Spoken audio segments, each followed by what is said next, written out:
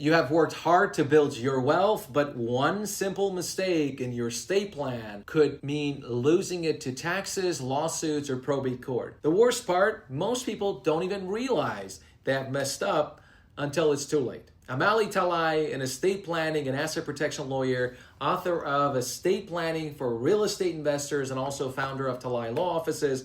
And I have seen people lose everything because they made one simple mistake in their estate plan. So in this video, I will break down the top 10 estate planning mistakes people make and how you can avoid them. Mistake number 1 is not having an estate plan. We want to make sure you have an estate plan in place, because the reality of it is, if you don't have an estate plan in place and something happens to you, state of California will decide for you how your estate, how your assets will be divided, who will receive them, what percentage they will get. You will have no control over that if you don't do your own estate plan. So mistake number 1 is not having it, and how we fix it is relatively easy. You put an estate plan in place. We don't want you to just have any regular or ordinary estate plan.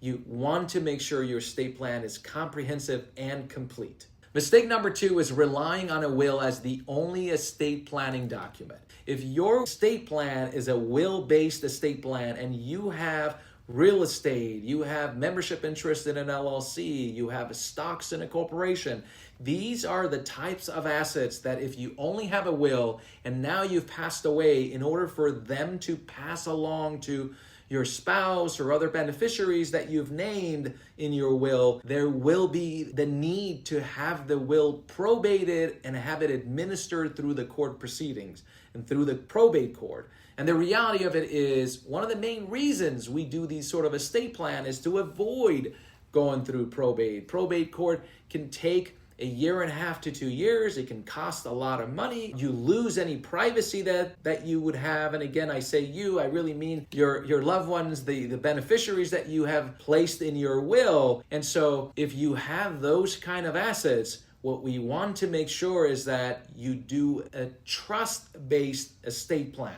Mistake number 3 is not funding your trust. You could have the best trust in the world, but if you own assets outside the trust, under, let's say, your personal name, and something happens to you, this wonderful trust that you put together is not going to do a whole lot for the assets that are not inside of it.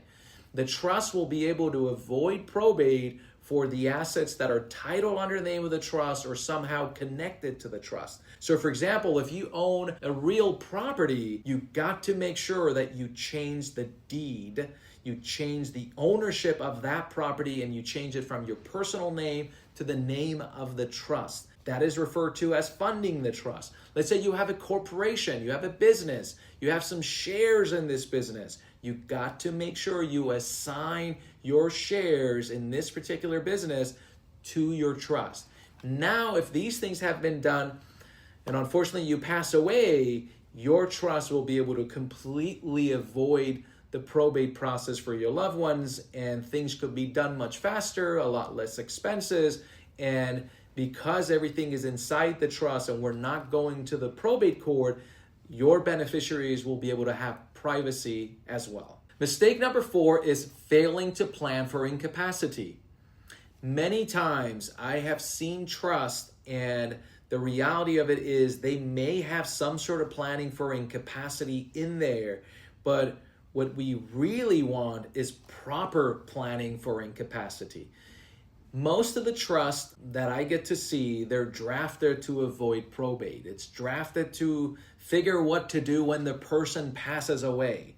And so when a person passes away, usually what you would do is the successor trustee, the person that will be in charge to do what needs to be done within the trust, they will provide a death certificate to the escrow company, to the bank, to whoever they're dealing with, right? That provides proof to the third party that the person who created the trust passed away.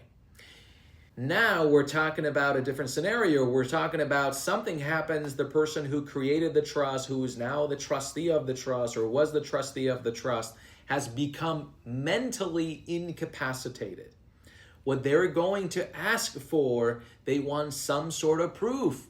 And so many of the trust I have read has provisions that says in order to provide proof that this person has passed away, you have to petition the probate court and get a court order that indicates the trustee is now incapacitated, which is crazy, right? I mean, the whole idea of having the trust in place is to avoid going to probate. And now if you have a trust that sort of forces you to go to probate, if somebody becomes incapacitated, it sort of, defeats the whole purpose. So the solution to this is to have a disability panel built into your trust. A disability panel will include individuals that you will name.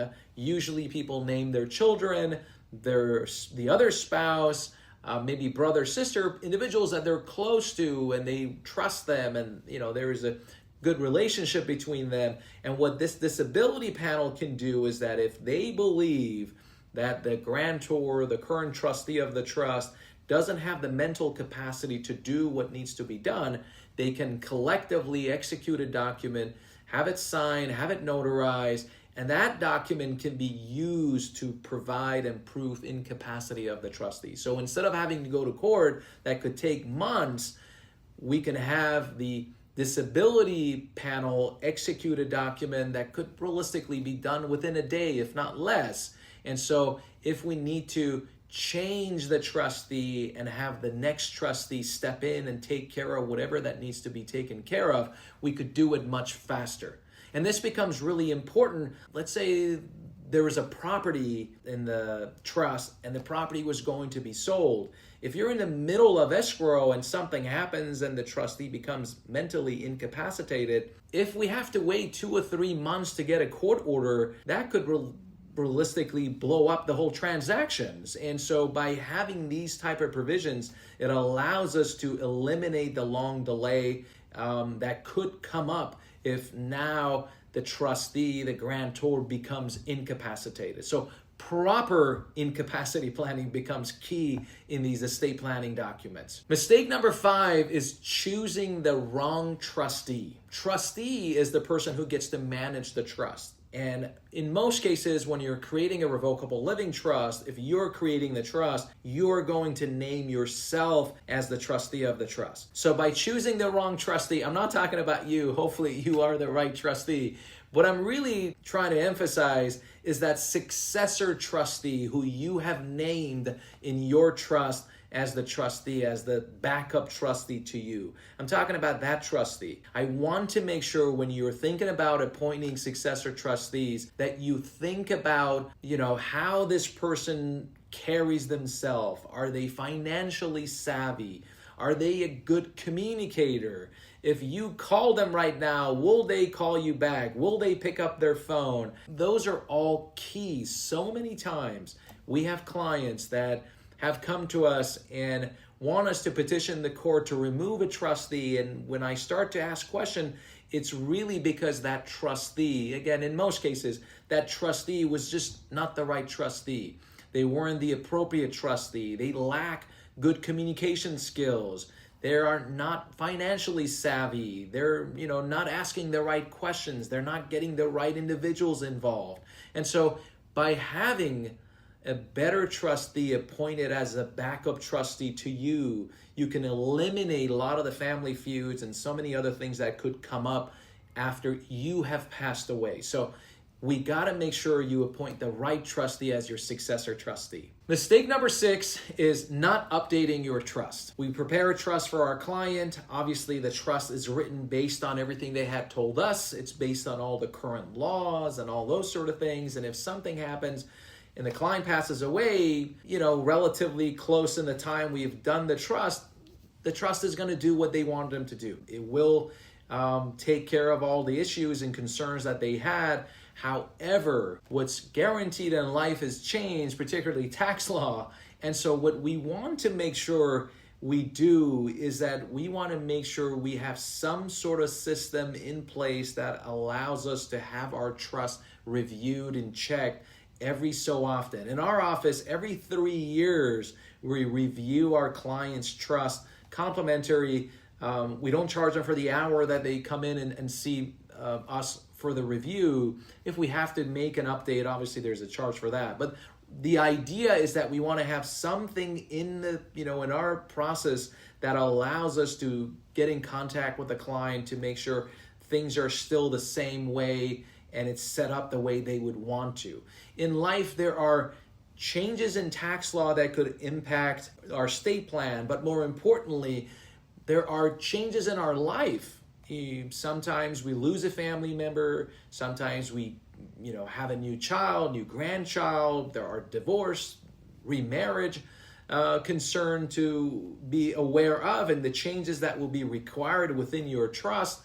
You purchase a new property, you sell a new property. These are all events that would require at the least a review of your trust to make sure that the estate plan that was in place for you will still do what you wanted it to do. And that's why it's so important to make sure you have your estate plan checked at least every few years. I recommend at least every 3 years. Mistake number 7 is not protecting your estate against lawsuits and divorces. So many times I speak with clients and they're thinking about putting a trust together, doing their estate plan, and usually the first thing that they're thinking about is them not being around and wanting to make sure that their estate plan is set up in such a way that would allow and make things easier for their kids when they're going to inherit the estate, the parents' estate. And that's obviously great and it's very important.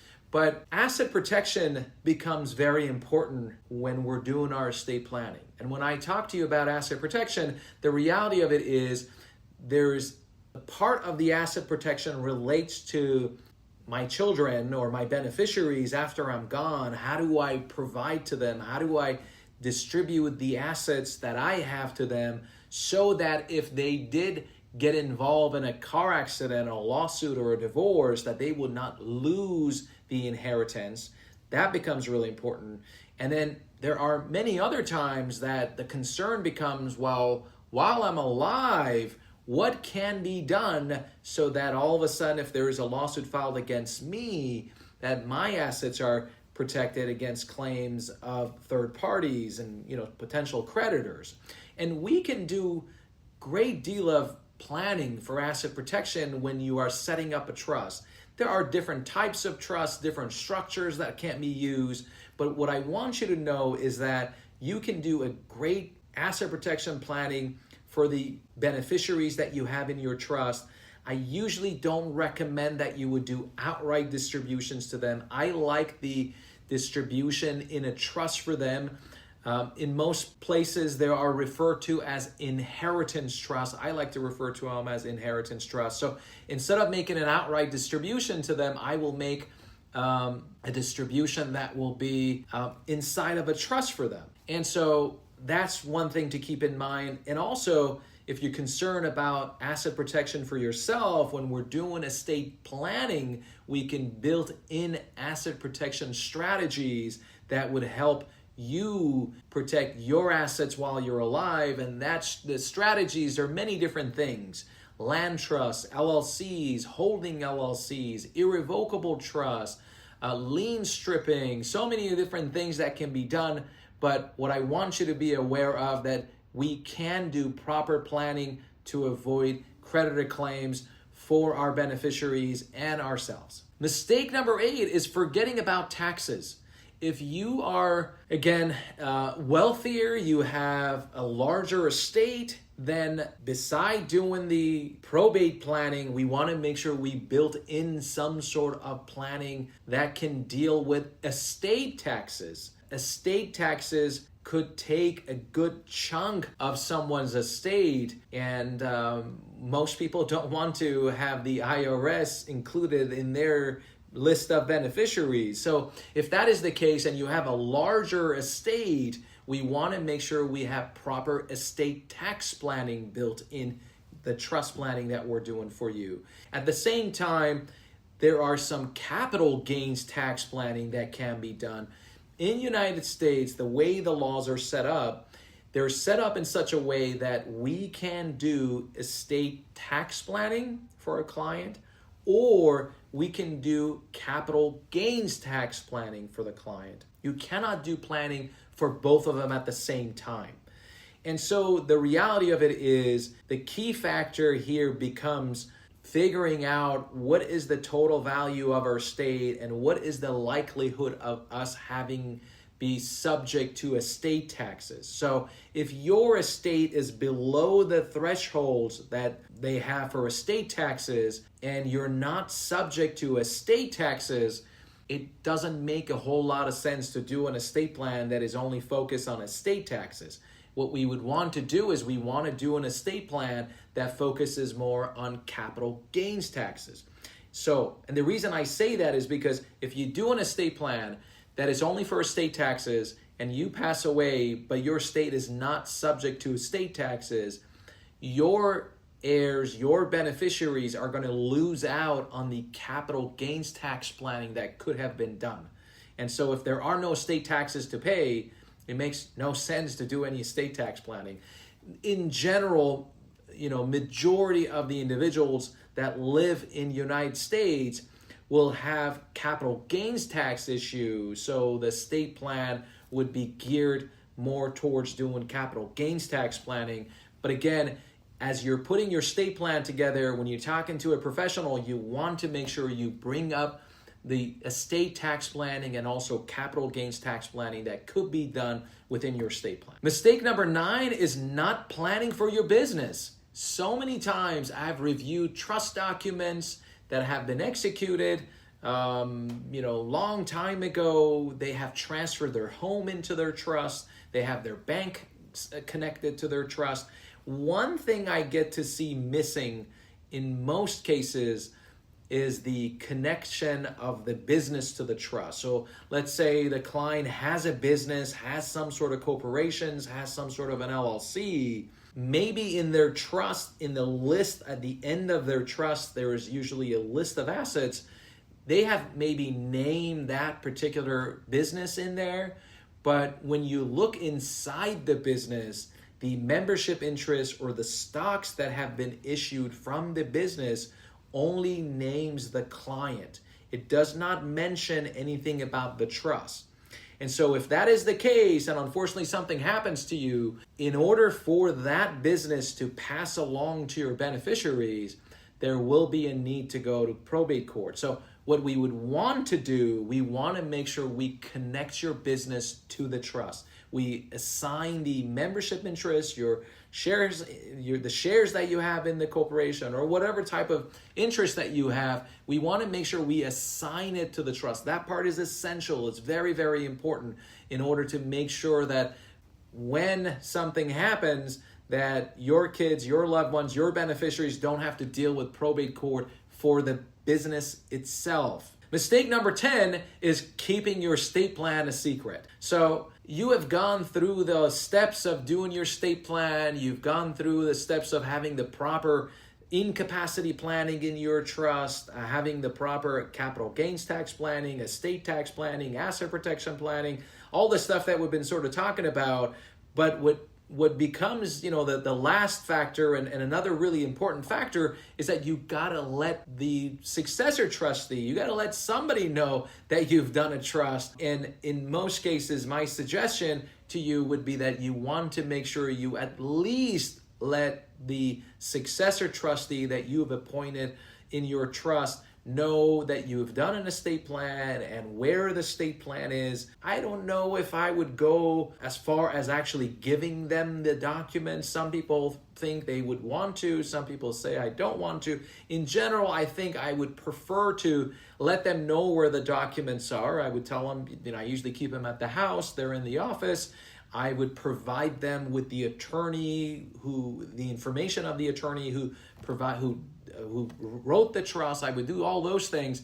The reason I don't like to provide a copy to beneficiaries or successor trustees is that if down the road I decide to make changes within my trust, then I have to kind of go back and make sure they throw away the old version, they have the new version of the trust. And so that could just create, problems down the road as far as having individuals have different understanding of the estate plan and those sort of things. So in general, I would suggest that what you would do is at least let the trustee know that you have a trust. You at least let the beneficiary know that you do have a trust, and that you provide the attorney's information to them. One of the things that we do in our office, we do a 3-year review. And in these 3-year reviews, I tell all my clients that if your children are now older and they're more savvy and they're, want to be more involved, or you want them to be more involved in the planning that you have done, you could bring them into these meetings. And the idea is for them to kind of get to know me, for me to get to know them. And so then if something happens, or I guess when something happens to the parent, the children know who to contact. And obviously they're aware that the parents have done a trust. So we don't want you to keep it a secret. We do want to make sure that you do let at least, somebody know that you've done a trust. We just covered the top 10 California estate planning mistakes and how you can avoid them. But let me ask you, are you someone who thinks all they need is a will to protect your assets? If so, you're making a critical mistake. Check out this next video where I will go over the 3 key differences between a trust and a will in California. See you over there.